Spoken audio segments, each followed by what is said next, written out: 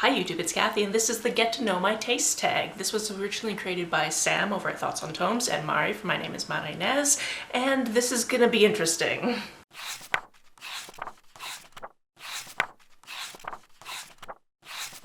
So I don't want to put it all onto this tag video to say that this is going to give me an existential quandary or crisis, because it's really not this video's fault. It's more something I've struggled with since I was a teenager. That being mostly that I feel like I have no idea who I am as a person. Sure, if you asked me to describe myself, I could probably give you a couple of things that pertain to me, but like, I need parameters in order to talk about literally anything. Something I've thought about for decades at this point is if only there was like this list where I could unlock all of the things I could potentially think about and try to figure out about myself, maybe I could do that. And I know that's probably just life. There isn't just a formal list for that. And let's be honest, every time there's a this or that form on Instagram, I'm half the time going to be like right in the middle between the two things and unable to pick. And no, I don't blame that on being bisexual, but here's the place where I would put that joke. I guess I find myself just so middling as a person that I don't see how I stand out. So if you have any ideas, or if you can point out anything about me that's unique and special or interesting, let me know, because I certainly don't know what it is. Anyway, I don't think you came here for my existential quandary, you came here for a book tag, so let's do that part of the video, shall we? The first question of the 15 questions of this book tag is, how do you rate your books? This is basically to give a quick rundown of how you do your star ratings if you use them, and how exactly you evaluate books. So I do use the 5-star system just because it seems to be the most prevalent system, although I do use half stars. I've never gone down to quarter stars because I'm not quite that finagly about it. But I do tend to use half stars because that really helps me figure out which books I like more than other books, which is just like an interesting thing that I have to do every month because I do a monthly wrap up of everything I read and I kind of rank it and I talk about the least enjoyed book to the most enjoyed book, and that just helps me with that process. When I assign the star rating, it's pretty much just how I feel about it when I finished reading the book. Sometimes when I'm reading the book, I can give the whole like, I feel like this is gonna be a blank amount of stars read, but like by the end of it is when I can really be like, yeah, I think that was a 4, or actually I like that a little bit more than a 4, so how about a 4.5? As for the halves, those are recorded on my spreadsheet. I've been using the spreadsheet of doom since I started using it, I think in 2018, and I've just used the same spreadsheet over and over and over again and just made a copy and then updated the year in it. So I feel like there were updates to the actual spreadsheet of doom that are not reflected in my spreadsheets of doom because I'm still using the one from 2018, just changing the year and all the data. Why are all of the large trucks driving by my house right now? This is suburbia, get out! This of course affects my Goodreads rating, so I feel like I have to either go up or down for those half stars. Usually anything between a 3.5 and a 4.5 will end up as a 4 unless I feel like it's almost a 5, but it was a 4.5, so sometimes it'll be a 5. And sometimes it was a 3.5 that really it was more like a 3, so you do that. But I don't treat that too seriously, and on the story graph it doesn't prompt you immediately to give your star rating, so I never remember to do that. I don't have a formal curricula or criterion for figuring out exactly how many stars something gets. It just gets whatever I give it when I'm done reading it. This means that some of my ratings could be slightly off for what I really thought about them, but like, I don't take it too seriously. This is a hobby. I have thought about creating an entire curricula breakdown for myself and like just putting one book a month towards that curriculum just to kind of like figure things out, but honestly, I have enough projects and I haven't figured out how I would actually run that. Question number 2 is, how do you approach reviewing books? What is your review style? Are you analytical, emotional, casual, structured? I am so casual. Firstly, I don't think I actually review books here. I think I wrap them up. I tell you what I read, I give a general outline about what happened without any spoilers usually, and then I tell you what stuck out for me, whether that's good or bad. Sometimes it's a little bit of both. It really depends on like what my brain at like 8 o'clock in the morning on a Sunday is going, you know what I remember about this book? This very specific thing. I don't deep dive so much as dip into my books, and then if people talk about the books in my comment section, then that's when I'll get into more deep things about like, oh yeah, this part of the writing or this part of the plot I really did or didn't like. I am more than happy to do that in comments, but I feel like what I'm doing is just telling you I read a thing and my general thoughts about it. I've never been the person to be like, this is my 5-paragraph essay on why this is good or bad, because honestly, I wrote too many of those in college. And I feel like treating the things that I'm reading for fun or interest as though they're academia is just going a little bit too far for me personally. A little part of me wishes I was a little bit more structured, mostly because I have this niggling feeling in the back of my head that tells me that people would take me more seriously if I did something like that. But I hesitate to make this fit for everything I do because one, I read a lot, so it would be a lot of work to do basically a dissertation on everything I read. And two, I kind of doubt my intellectual capacity to do so, especially because I film these videos first thing in the morning on a Sunday and I want to get them out the same day. This is a hobby for me, not a job. Question number 3 is, what's the book that made you a reader? Whether it was your first favorite or one that got you hooked, what book started it all? Honestly, I've been a lifelong reader, so I cannot tell you the very first book that really hooked me. My mom was a reader growing up, so I had that role model. But the earliest memory I have of being bookish is doing these Sesame Street tandem reads. I don't know if we got them from the library or if we got them from the toy store, but you would get these sets where it would be the book and the cassette tape, and you could listen to the cassette tape and read the book yourself, which was just fantastic. One of the long-lived family stories I have is when I was very little, like 2 or 3 years old, I was sitting on my grandparents' front step and I was reading Cinderella. So I had this huge book about Cinderella and I was going through all the pages and turning the pages at the right point, and I was so convincing that my parents thought I had taught myself how to read, but I just memorized the book by rote. And I had every single word down and I knew exactly when to change every one of the pages, so they were convinced for a little while that I figured out how to read by myself, and then they figured out my memory was just doing all of that hard work. Another big part of my childhood was the Nancy Drew books, the original Nancy Drew books. I had most of them. I now currently own all of them. My mom used to keep a list in her purse of all the ones that I had or didn't have, and we'd look for them at different thrift stores or at junk sales and that type of thing. And there was a point where I did sell a few of them off because I was trying to make money to actually be able to go to university. Because I'm the first in my immediate family to actually go to university. My mom has continuing education because she was a nurse up until this year. But I was the first in my immediate family to go, hey, I've graduated high school, I want to go to university. My parents were like, with what money? And then not only did I not want student loans because I've heard the horror stories about that, but I think my parents actually made too much money for me to qualify for student loans, which doesn't make any sense if they're not paying for my university. So I was actually working while I was in university. And I took a year off in between high school and university to work graveyard shifts so I could save up to actually go to university. So fun fact. But to get back to what I was talking about, I did have to repurchase some of the older Nancy Drew books, and now I have a full set downstairs, and I should really do a whole big read through. I kind of want to do a series where I talk about each book in depth, but I don't really know how to structure that, so it hasn't happened yet. I think because of my very extended Nancy Drew phase where I just read those books a lot. I remember reading them in the car when we were traveling from Nova Scotia to BC because we moved between those provinces when I was 12, and if you're not familiar with the geography of the country, that's a really long drive. Anyway, I've always been really interested in mysteries, but that's definitely not the only thing I read, as we're going to discuss in the next question. That next question being, do you have a niche genre? Are there certain genres that you gravitate towards, or do you read widely across genres? I read pretty much everything. If a story sounds interesting to me, I give it a go. What puts me off in a story usually has more to do with writing style than it has to do with genre. For me, it really boils down to I want to be able to understand what the author is trying to tell me. And I feel like that can be done in any genre. Here's one of those existentialist side tangents, but when I was growing up, I was always told that I was really bright and smart, and growing up there was that chosen one trope of like that special person who's like the specialist person, they're really good at whatever they do. And that kind of did me a disservice because by the time I got to an adult, I realized that I'm not all that special. Basically became an adult when I'm not actually all that remarkable. Was everybody lying about me being smart? And now I'm just endlessly going, am I actually smart enough to do things? Am I actually smart enough to understand the things that I'm doing? Existential dread! To go back to the genre part of this question though, I do read some sci-fi, some fantasy, some contemporary, some romance, some non-fiction, some horror. I'll read other things as well. Basically, if a story sounds interesting, I'm going to want to read it. And knowing what genre it is rarely going to deter me unless it's like, this is specifically Christian propaganda, for example. I'd be like, maybe not. Maybe I'll just let Rachel read that and then I'll watch her video about it. Question number 5 is, do you generally prefer character-driven or plot-driven stories? If there isn't a plot, I don't want to be there. The plot doesn't have to be intricate, but it does have to exist. However, if I can't picture or comprehend a character and or their motivations, I also don't really want to be there. If I have to pick one or the other, plot is maybe a little bit more important to me, but ideally I want both of these elements to be strong. If the plot isn't really strong, I kind of need the characters to make me really care about them for me to even want to continue reading the book.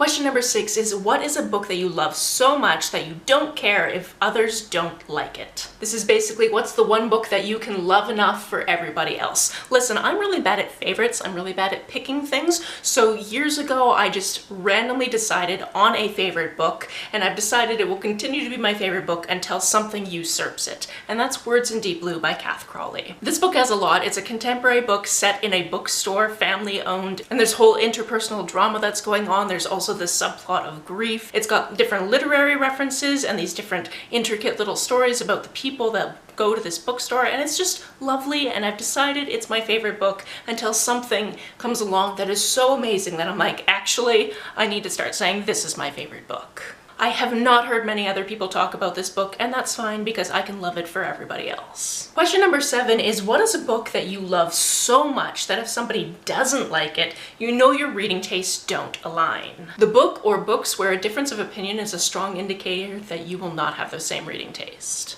I don't really have an answer to this, especially because if somebody I know is going to talk negatively about something I like and I'm not in the frame of reference to talk about it critically, I just don't watch that video. I do the exact same thing with movies I love. If somebody's got a video essay about why Rent is the worst thing in the world, I respect their ability to have that opinion and I just don't watch that essay. That's fine.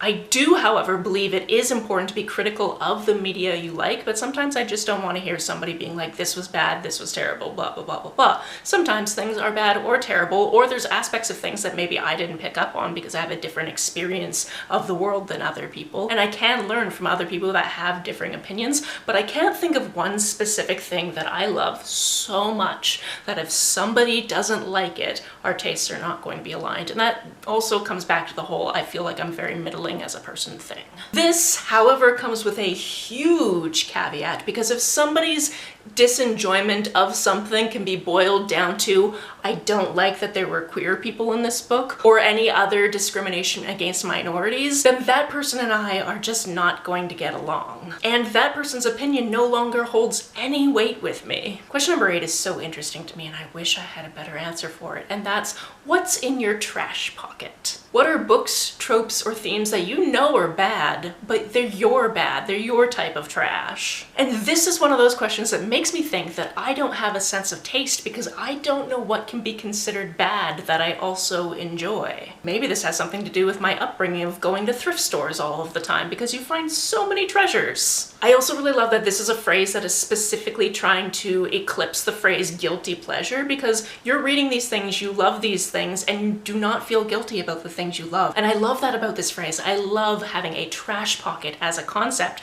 I just personally can't figure out what's in my trash pocket. So if you watch my channel and you know what's in my trash pocket, because again, I just don't know. I just need a list of things that are considered to be bad things, and then maybe I can figure out if any of them are in my trash pocket. So if you have a list, or if you think there's anything that I talk about that definitely is trash pocket material, please let me know. I would love to have an answer to this question. Question number 9 is, do you have any deal breakers in books? Something that, if present, immediately turns you off a book. I can usually read through most things and don't really have any deal breakers or triggers, and I'm very privileged in that viewpoint. That being said though, there are quite a few things that annoy me. They won't be enough usually for me to stop reading a book, but there are definitely things that make me look down on a book. A recent example is reading through the Percy Jackson books. I read through the first one recently with my best friend, and we absolutely hated every time there was a character that Percy Jackson didn't like. That character was described as some form of ugly,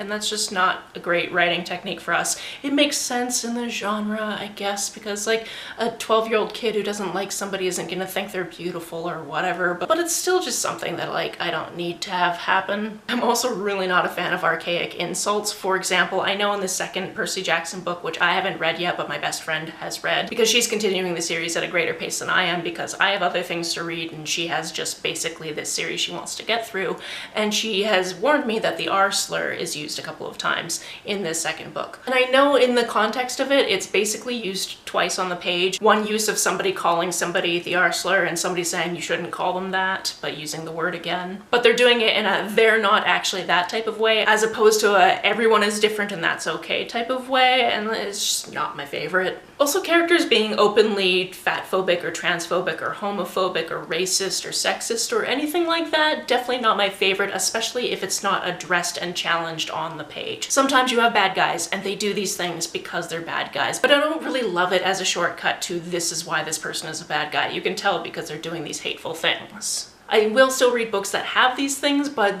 that might affect my enjoyment of them. Also, if a major plot point of the book has to do with somebody being assaulted, and I think we all know the type of assault I'm talking about, although just typical assault is also bad enough, both in depth and on the page, I'm always skeptical as to why that has to be there. I understand that these things happen, and having them happen off page and just seeing the characters talk about how that's impacted their experience, I prefer those types of stories than getting all of the graphic details of what has happened to this poor character that the author is just torturing for some reason. Because sometimes I feel like the reasons are a little bit more warranted than others, and I hope I'm making enough sense that I don't have to clarify that anymore. Sometimes it feels like people will be writing these very graphic sequences for an audience that might enjoy that type of sequence, and that's the type of thing that I'm just like, nope, that didn't need to be there. It is important to have that type of thing be addressed in stories because that thing definitely happens, but I guess I just wanted to be talked about in a respectful way that's not putting this action on a pedestal of any persuasion.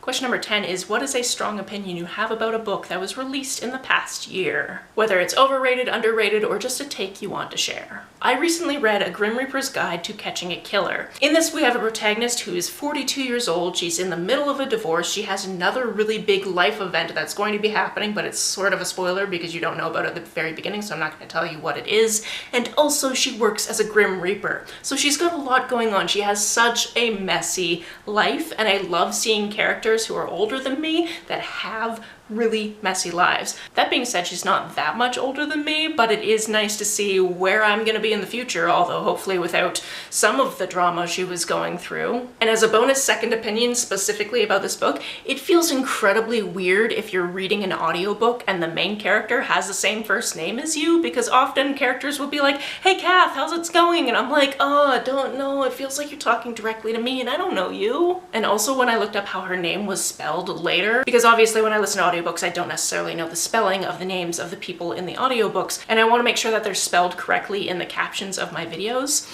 I would have felt personally insulted if her name was spelled with a C instead with a K, and it was spelled with a K, so I'm okay with that. However, it being spelled with a C might have given me a slight bias against her, and that's just a lifelong thing. There was only one other Kathy in my high school, and she spelled her name with a C, and she was not a nice person. So I don't know what to tell you. Question number 11 is, what do you look for in writing? What makes a book stand out to you? Is it prose style, themes, voice, structure, or something else? Here are the things I subconsciously look for because I never go into a book being like, does it have this element? Because that's just not how my brain works. Do I understand what you're trying to say? Are there witty turns of phrase or beautiful lines? Are there words that are overused, especially if the same word is used more than once in the same sentence? That is a personal pet peeve. And can this make me understand how the character feels? As we talked about earlier in this video, I like to read widely when it comes to genre, but I also like to read widely when it comes to experience. So I will often be reading from the perspective of characters whose experiences are not my own experiences, and I'd like to know how that feels. Obviously, I'm never going to know 100%,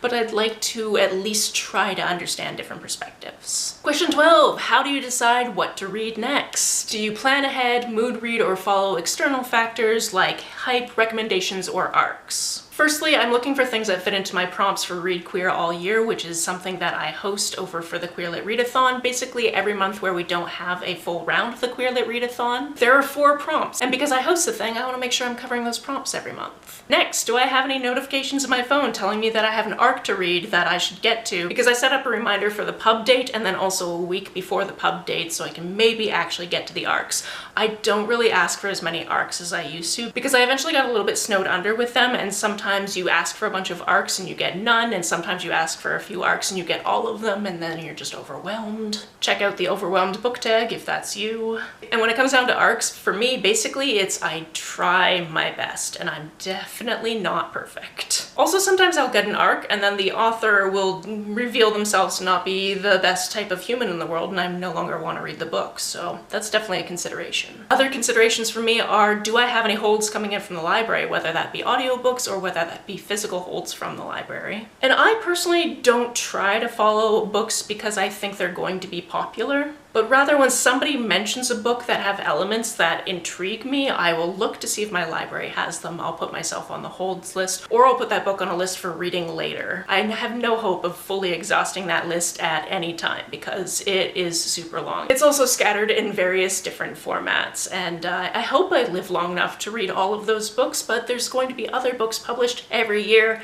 until I die. Hopefully, unless the world implodes, which I'm scared of, honestly. So it seems like a good problem to have that I will probably never finish all of the books I've ever been interested in. Question 13 is, where do you get the inspiration for your booktube content? What sparks your video ideas? Other creators, trends, personal reading experiences? If this tag is how you found my channel, hi, welcome, please introduce yourself down below, stay a while, it's kind of fun here. But also, if this is your first video here, you probably don't know about the fact that I do weekly entertainment wrap-ups, and I have been doing that for over 8 years now. As I alluded to earlier, every Sunday morning I sit down and I talk about everything I read, watched, and listened to over the past week. And this is where my channel really pivoted from being whatever I wanted to specifically mostly talking about books. I do occasionally talk about other things here, but this is very specifically where my booktube content started. And that was because I was watching somebody who had been doing weekly wrap-ups for about 2 years at that point. And her channel, unfortunately, doesn't exist anymore, but her name is Kirsty, and you can follow her on Instagram at Melbs Reads. She used to talk about approximately 10 books every single video, and I had a little bit of fear because I was like, what if one week I don't actually finish any books? Then I'll have nothing to talk about, and that'll be super embarrassing. So I decided that I was going to talk about everything I read, everything I watched, and everything I listened to, which at that point was exclusively podcasts, because I didn't realize you could get the audiobooks from the library very, very easily at that point. I love this as a stopgap because I put it in there in case I didn't finish a book every week, but because I talk about books on a weekly basis, as well as what I watch and listen to, I've now never gone a single week where I didn't finish at least one book, and usually it's one book and one audiobook at the very least. Will that happen someday? Maybe. Life circumstances might make that happen. I hope that that doesn't happen, but it could, and I live in constant fear of it. As for other types of videos, very occasionally I'll pop in and give my 2 cents on a topic, but usually that's something that'll just be interspersed into the videos I'm already making. It is very rare, although it does occasionally happen, where I'll make a dedicated video about a certain topic. And usually if I do that, it's because another creator's video has really struck the creativity in me, and I just sit down and film it immediately. I don't really put too much thought or planning into it, because I figure that if I don't do it now, it's going to be one of those things that I could do and that I forget to do, and then the moment has passed. I also used to love doing TBR videos for readathons, and this year I'm actually trying to get back into that because for the past couple of years I've mostly only participated in my own readathons, and now in addition to that I want to participate in other readathons again because I love the different types of books that I will find using the different prompts from the different readathons. Also, something about me is I love a challenge, so sometimes a concept will come to me and I'll just be like, I need to do this now. And that, for example, is how I ended up reading a couple of Snowmances and making a vlog out of that. Number 14 is, if you could make any book go viral right now, what would that be? This is a book that you think deserves more attention, and why. This has to do with recency bias, but my answer for this question, and it has a very long title, so I'm gonna look down to make sure I get it right, and that title is Invisible Women: Exposing Data Bias in a World Designed for Men by Caroline Carrito Perez. So let me tell you about an experience I had yesterday as I'm filming this. I was just driving down the road listening to this exact audiobook when a section of this book came up talking about the car industry and how the crash test dummies that are used in the tests that every car has to do in order to pass inspection, the typical man dummy is used always. If they're going to use a typical female dummy, it's always going to be in the passenger seat for some reason. Social roles, what the hell? And I learned the statistic that car crashes statistically happen more often to men, but when women are in car crashes, there's a much higher likelihood of them being injured or dying. So that was great to listen to while I was driving. In addition to that fun fact, I learned there's tons of jobs where you have to wear very specific personal protection equipment, or PPE, and generally those employers that supply the PPE are supposed to supply PPE that actually fits to you, but most places, if you're a woman, will just order a size small and be like, that works. And it's like, actually, women, we're not just smaller men, we are built differently. Often the PPE that somebody is using will not actually serve its intended purpose because it's not actually fit for women. I also learned other wild statistics, such as there was a place where some natural disaster had happened and they had to rebuild a bunch of houses, and they rebuilt all of these houses, not including a kitchen, because all of the people on the planning committee were men and kitchens are women's work. Listen, I admit it, I am not an architect, but when I think about, hey, I need somewhere to live, what should it have? A place to sleep, a place to eat, and a place to poop. And like, those are the things that should be nailed down, and then you can do other things like a place for entertaining or a living room or all of that types of stuff. You need those very specific things because you do all of those things every single day. This book also talked a lot about men not wanting to invest in women's products because, ew, that's a woman's thing, and that's just so annoying to me. That's so disgusting. Like, just that thought, I'm just like, what is wrong with you? I also really hate the amount of medical studies that are not funded because there would be no benefit to men.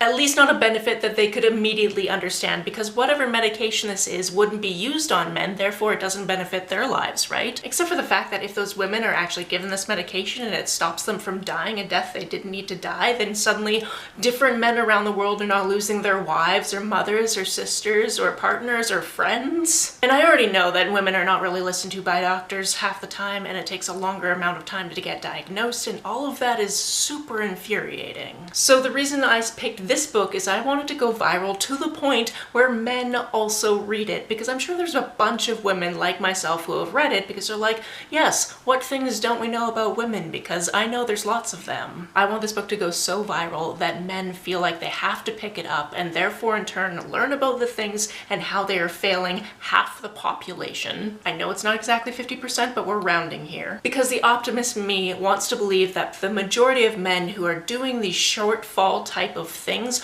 are just doing it out of pure ignorance and not being malicious. And I know that those people actually exist, but I do not have the emotional or educational bandwidth right now in my brain to take on that whole topic. I figure the more that people know about what we don't know, the more we can look for change in the future. Finally, the last question is, who are some booktubers that have reading tastes similar to yours? As previously discussed, I do not know what my taste is, so I don't know how to recommend somebody else who has the same taste. However, I'm going to list down below in the description box some people who I very highly enjoy. For example, I admire Win for their wit and love of a project, because I also love a project. I admire Sajed for their casual yet educational style of talking. I admire Jean for her creativity and passion. I admire Rachel for reading books that I generally don't have an interest in but want to know about, and she'll tell me every single thing I could possibly want to know about the book, in addition to her consistent fight against book bans. I also admire Ren and Alex, who are very passionate about queer books, and I could go on, but I'm going to stop here because I need to stop somewhere. I'm also going to tag all of those people down below so they know about this tag. This tag was primarily created so that people could find other people that have book tastes that are similar to theirs, so they could figure out more recs,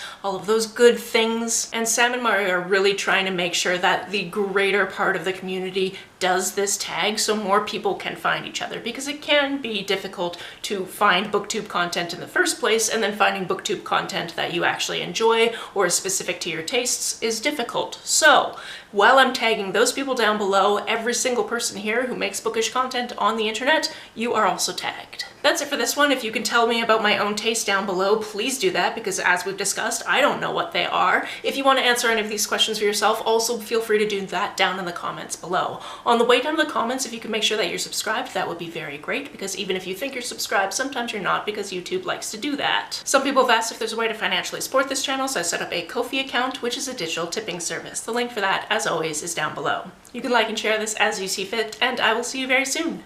Bye!